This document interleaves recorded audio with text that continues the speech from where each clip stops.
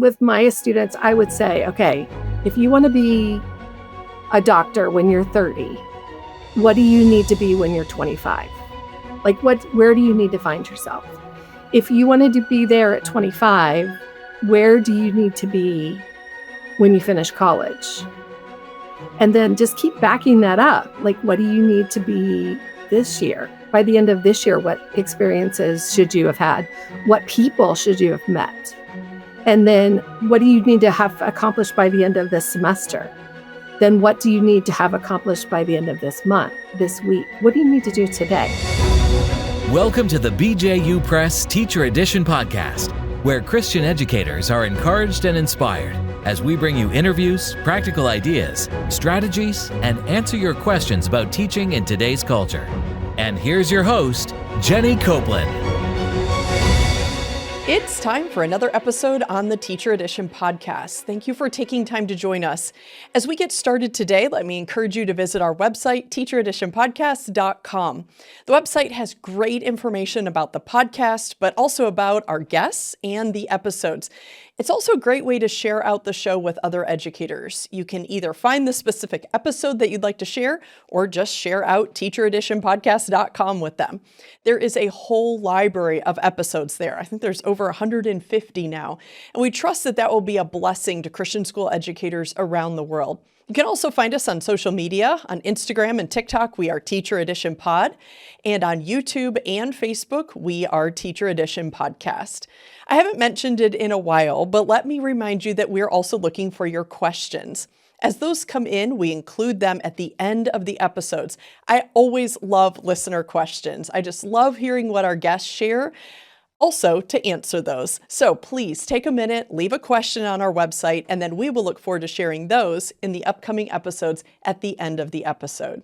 So today, we're really excited to welcome Rebecca Weier to the show. Rebecca holds degrees in math ed, personnel services, and an EDD in higher education leadership. She has over 30 years of teaching on the high school and university levels. She and her husband have 4 children and 2 grandchildren, and currently Rebecca serves as a national consultant for BJU Press. Rebecca, it is great to have you with us. Welcome to the show. Thanks, Jenny. It's great to be here. I do need to make just one clarification about that. I started teaching when I was 10. So my 30 years of experience. Yes, I probably should have noted that, but I'm glad you pointed it out. Yes. Okay, good. Okay. We've made our first correction. Okay, good. Now we can get to the real content. Just clarification. Clarification. Okay, got it. Okay, so I know that in that vast array of experience you've had since you were 10, in the realm of education, there is an area that I know you've spent particular time in and you have a particular passion in, and that's helping students really find their purpose and their calling. I know that's something you've helped students with. It's a topic you speak on. So I'd love to just dive into that topic more today. A few episodes back, I talked with Brian Smith about work. He unpacked the topic of work, really taking it all the way back to the creation mandate. I know sometimes we can feel like work is part of the curse, but actually God created us to work. Work is okay. Productive struggle, it's a good thing. As adults, we perhaps more seamlessly, connect work with what our careers are. But Brian pointed out that the work of a student is school. It's learning at that point in their life. But I would have to say that there aren't too many students of any age who just hop out of the car at school each morning with the mindset that they are doing the work that they're called to do right then. Often, they're griping or they try to avoid work. We see that. We know. There are some that do a great job, and then there are this just isn't their thing. They really don't see why they have to do school. Why do they have to study? Why do they have to work? Sometimes they even say, what's the point or what's the purpose? I've heard that, I know, from more than one student. I'm sure you have too. It seems that that's a key, that's a sticking point. If they don't see the purpose, they really don't see the point, and then they struggle. So Rebecca, what are your thoughts on that as you have worked with students over the years? Why do you think it's important for students to find purpose in their work and in their studies, really? Well, I think we all struggle to do hard things when we don't know why we're doing them. If you think about training for a marathon or training, or running, exercising, for me at least, it's way more difficult to do something like that if I don't have an end goal in mind, if I don't know why I'm doing it. And so I think that question, when students ask why, it's actually a good question. And they're saying, tell me what the purpose of this is, because they want to know purpose. We all want to know purpose. And so I think if we can help them determine what it is that God's calling them to, the hard things will become more purposeful. They don't become easier, but we're way more willing to do them when we know why we're doing them. And so I think that why question is actually one we should be answering for students. And they're not just being, sometimes maybe they are just being smart alecks, but they do need to know that. It is a good question if we can answer it. So Yeah. I think that helps us with our purpose. Mm-hmm. So, of course, we talk much about worldview here on the Teacher Edition podcast. So let's bring that into focus here. How does students' faith or worldview influence the way you approach their calling? What do you think? Well, I think it's really important for us as educators to recognize that God has gifted us in particular ways, and that we are not going to operate in the same way as our colleagues who are teaching across the hall operate. We're not going to teach in the same way. And the same is true of our students. God did not make every person as naturally curious as he made another person. He gave them different gifts, he gave them different abilities. And so I think when we start with creation and we start with, how did God make me? How did God make you? We can really start to determine what it is he's calling us to, what our calling is, what our purpose is in life. And I think, especially in the junior high school years, even first years of college, when students are trying to figure that out, whatever we can do to say to them, this is an amazing thing that you do really, really well. And maybe this is something you should be thinking about in the future. And so I think that whole creation, fall, redemption, sure, we're trying to help students. Like most of our time, we're trying to help them get better. And I think sometimes as teachers, we can fail to recognize what it is they're already really great at. And but that gives them so much more hope, academic hope, spiritual hope, personal hope. And so finding what they're good at and really leaning into that, and then helping them really develop the things that God has already created them to be good at. A lot of times I'll hear people saying, well, I'm trying to fix this, and I'm trying to fix this, and I'm trying to fix this. And the truth is, we cannot believe the lie that the world gives us that you can be anything you want to be. You can't be anything you want to be. You can be anything God wants you to be. You can be more of who God created you to be. But there's no way that, I'm going to be a professional athlete. That's not going to happen. That was never going to happen. And so that's just not what God created me for. And so I think helping students who struggle with comparison, and let's be honest, we all struggle with comparing ourselves among ourselves. Right. And the Bible tells us that's not wise.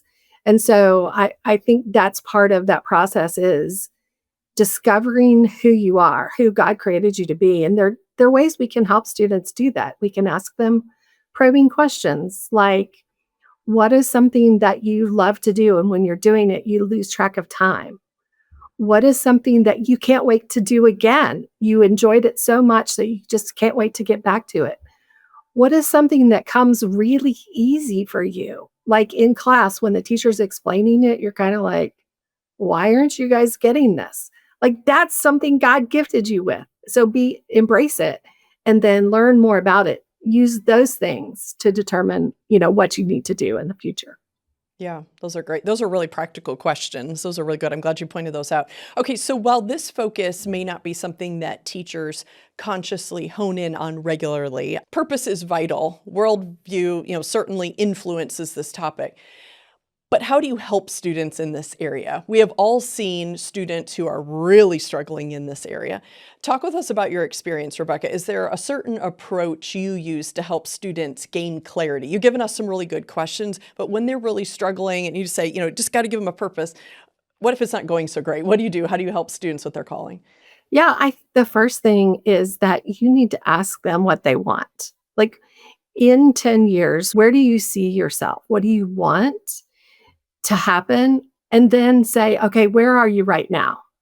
So if you're looking to be, a millionaire by the time you're 30, you can't be playing video games all night. Like, so where are you now? And then let's set some intermittent goals. Like with my students, I would say, okay, if you want to be a doctor when you're 30, what do you need to be when you're 25? Like where do you need to find yourself? If you wanted to be there at 25, where do you need to be when you finish college?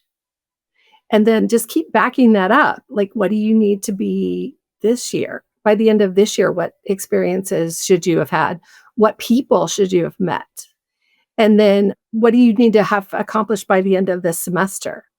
Then what do you need to have accomplished by the end of this month, this week? What do you need to do today? So you're starting with the dream that they have, and you're walking it backwards. And for some of them, they'll start to realize, oh, I don't think that's really what I want.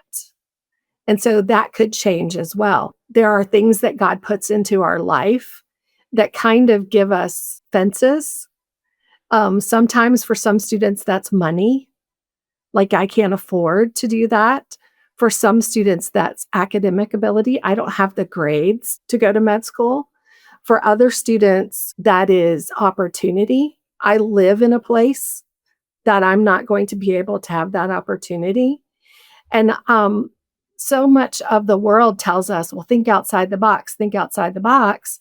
But really, God has placed us in this context, in this time.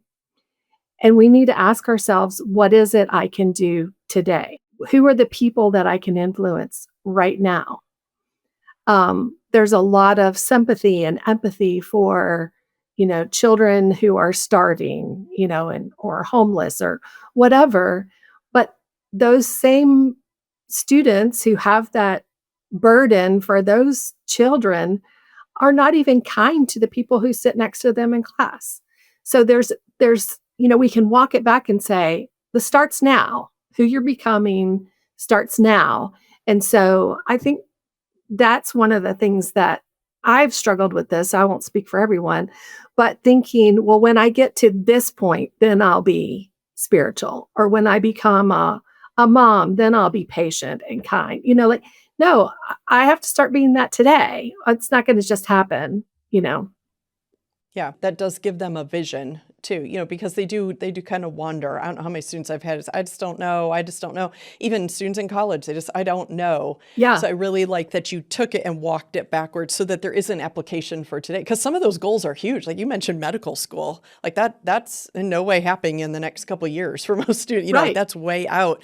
So giving them that vision is excellent. So we talked about helping students have purpose in their work and calling.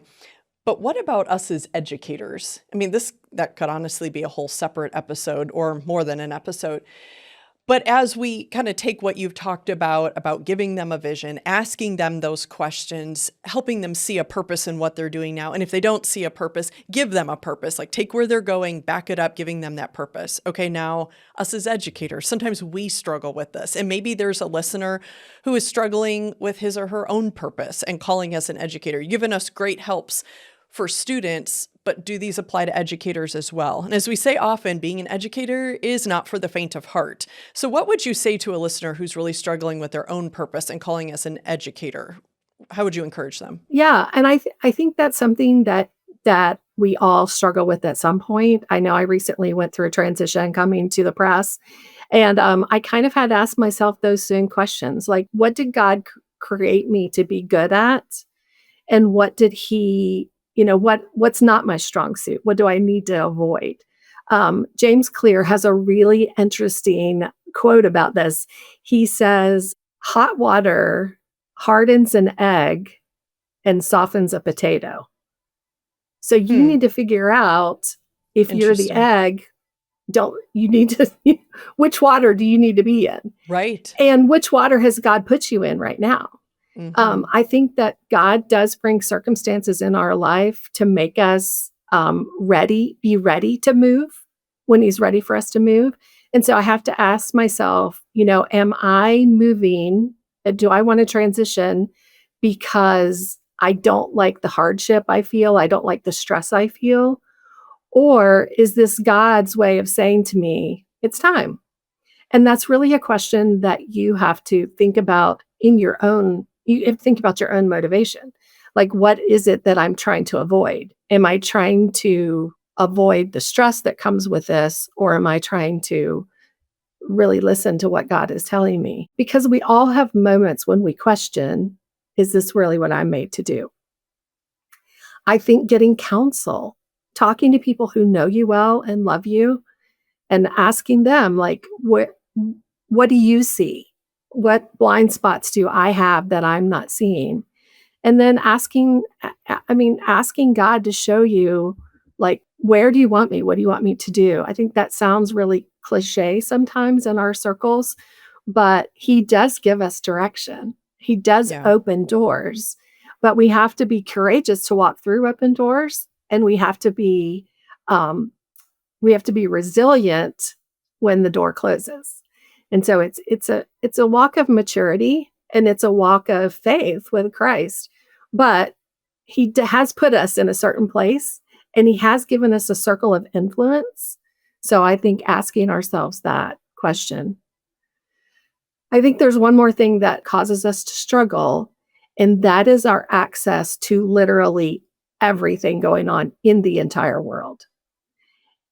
And God has not created us to carry the burdens of the world. He has created us to carry the burden of those people he's put in our circle of influence. And so asking myself, how am I ministering to those students who are right in my classroom right now, not worrying about or not praying for, but not consuming my thoughts with people I don't even know.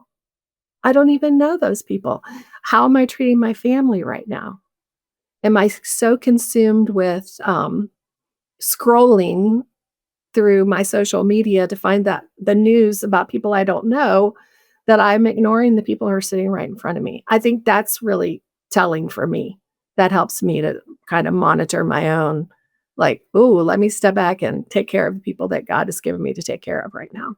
Yeah, kind of helps us Mhm. recenter ourselves, refocus ourselves. And that is Sure. true. There is so much going on around us at all times.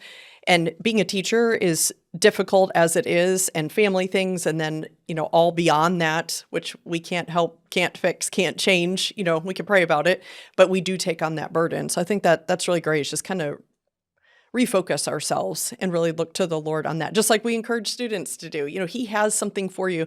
And as teachers, I do think sometimes we have times where it's so overwhelming and we feel like we need to step back or move and think that will fix it.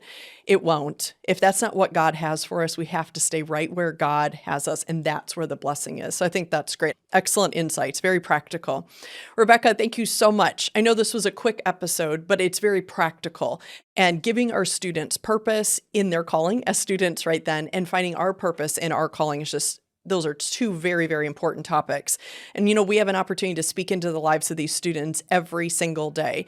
And yes, the academics prepare them for the next phase, but preparing them to serve God in the way that he calls them is just such a great privilege. So, Rebecca, thank you so much for sharing these resources, these ideas, even the simple questions we can be asking students, and just encouraging us to be really intentional in reaching students in this way. It's been a blessing having you on the show today. Thank you, Jenny. I've enjoyed it. And listeners, thank you also for joining us. I hope you've been challenged and encouraged just as I have. Remember to go to teachereditionpodcast.com to learn more about the show and to submit questions for our upcoming episodes. Be sure to subscribe to the podcast and follow us on social media. Now, once again, it's time to get back to your day. But it's not just any day.